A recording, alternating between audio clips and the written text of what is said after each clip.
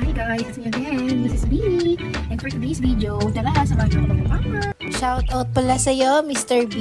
At ayan, welcome to SM Bacoor. Salamat naman at sa wakas, nagkaroon na rin kami ng free time ng aking mister. At ito na nga ang aking pamper day. Sisimulan natin yan sa foot spa at syempre ang pedicure. Kung gusto nyo ng walang murder, punta na kayo dito sa Numi.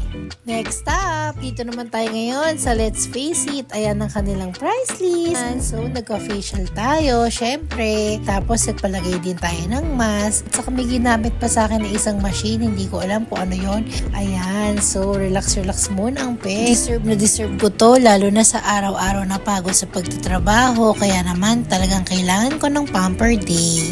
Ayan, kakatapos na natin magpa-facial.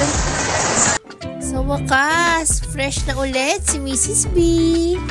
After ko nga magka-facial, dumaan lang ako saglit dito sa Uniqlo. Naghahanap kasi ako ng mga jacket. At saka nagtingin-tingin lang ako. Nagustuhan akong isa pero hindi ko muna binili.